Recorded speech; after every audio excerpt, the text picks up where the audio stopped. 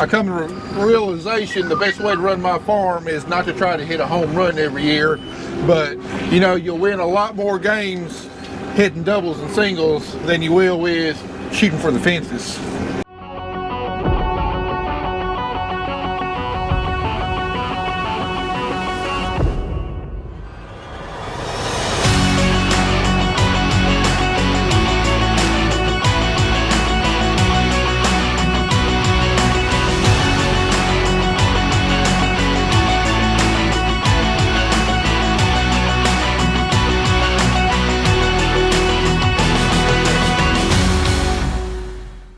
So my farm philosophy has really kind of changed from just trying to up the ante every year and make really high yields to where I can almost guarantee making, you know, profitable, achievable yields year in, year out, because you know, it's not every year that we have a 2022 drought, but they do come along.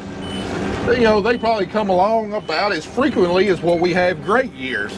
The vast majority of the years are going to be somewhere in between. You know, it's going to fall far short of perfect, and there's going to be various things that are going to be yield limiting throughout the year. So that's why we're not spending a whole lot of money on a lot of these extra inputs and everything, high fertilizer and swinging for the fences, because you know, the reality of us, of everything lining up, the things that we can't control, of being able to hit that home run, you know, it's not going to happen every year. And long term, we're going to make more profit by shooting for good, solid, average yields that will keep us in business year after year. Now, that doesn't mean that we're not trying to get better and we're not trying to make higher yields, but we're trying to find those things that you know, pretty much will guarantee us a higher yield year after year, rather than just finding the products that, you know, might only pay 1 out of every 3 years or so.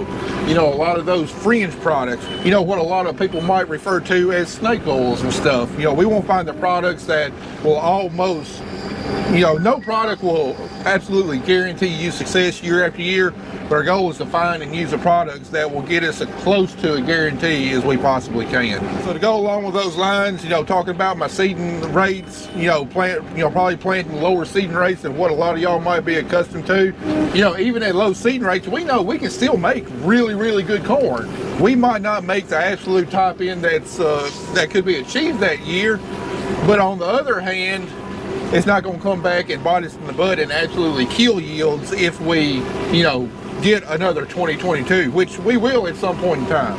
And kind of going along with my philosophy, just let me get on my soapbox here for a little bit. I'm sure y'all seen it too, but the only thing I see on social media, farm magazines, any kind of agricultural press is high yields, high yields, high yields.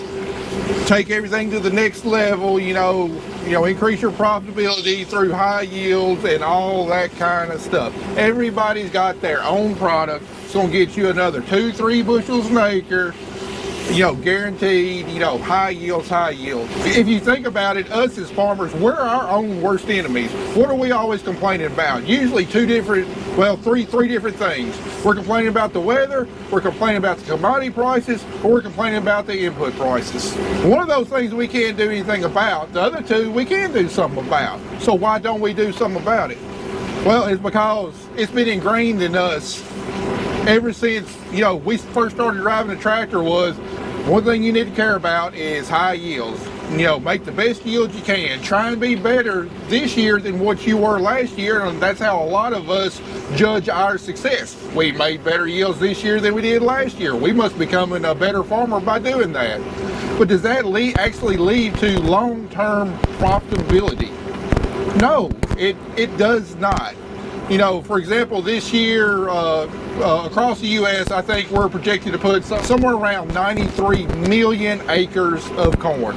What would happen to the markets if over those 93 million acres that all of us as farmers did one thing to say take away 3 bushels an acre of production? To say we left out one of those products that we're spending no telling how much on, that was guaranteed to get us another 3 bushels an acre. What if all of us left one of those products out of our program and all of us made 3 bushels less per acre? Well, that would decrease the available corn supply by around 280 million bushels.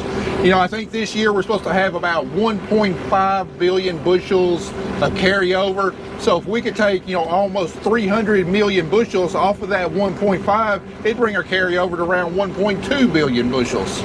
What would happen to corn prices if we took, you know, almost 300 million bushels out of the supply? I mean, it would go up by some. I have no idea how much, but it would go up by some. So if all of us willingly gave up 3 bushels an acre, let's just say the corn price, I think it's somewhere around $4.50, $4.60 a bushel right now. You know, we're looking at about $13.50 to $14 we would be giving up in potential profit by sacrificing 3 bushels an acre. Well, let's just say that corn prices increased by 10 cents a bushel by taking almost 300 million bushels out of the supply chain, which I think is easily achievable. It would probably be quite a bit more than 10 cents a bushel if I had to guess. Well, let's just say the average corn farmer in America had an average yield of 175 bushels an acre, which I think last year it was somewhere in the low 180s. Let's just say 175 bushels an acre. Well, if we had an average yield of 175 bushels an acre and we gave up 3 bushels an acre, we would be losing $13.50 to $14 an acre in profit. But if we raised our prices by 10 cents by giving up that 3 bushels on 175 bushel yield, we would actually increase our profit by $17.50. So that means by giving up 3 bushels an acre, we would net about an extra $4 an acre. But that would be $4 an acre plus the cost of whatever that product was that caused us to give up that 3 bushels an acre. So we can actually be more profitable by making less. So why do we keep shooting ourselves in the foot and overproducing and causing our commodity markets to stay in the tank? Why do we keep doing that to ourselves? It's our fault. It's nobody else's fault. It's our own fault. And then to go along with that, let's talk about input prices. Why are all these manufacturers charging, you know, high dollars on a lot of these inputs? Well, because us as farmers, we keep on paying it. If we quit buying a lot of these products, you know what these companies would do to maintain sales and maintain revenue? There's probably a good chance that a lot of these products would drop in price, you know, to stimulate demand. It's economics, it's supply and demand. So out of the 3 things we complain about, you know, there's 2 things we can actually do. But what it's going to take is it's going to take all of us banding together with the same mindset, with the same philosophy to cause the kind of change that we're going to need in order for agriculture to remain sustainable here in the U.S. All right, I'm going to get off my soapbox now. I know that was probably long and convoluted. Hopefully it halfway made sense, but you know, it makes sense to me in my mind. And you know, I'm running my farm by the philosophy I just described. You know, I encourage any of y'all that are watching this channel and are farming, I encourage you to take a long, hard look at every single thing you spend money on and whether it's worth the extra few bushels it might give you and what it's actually doing long term to the farm economy and the commodity markets.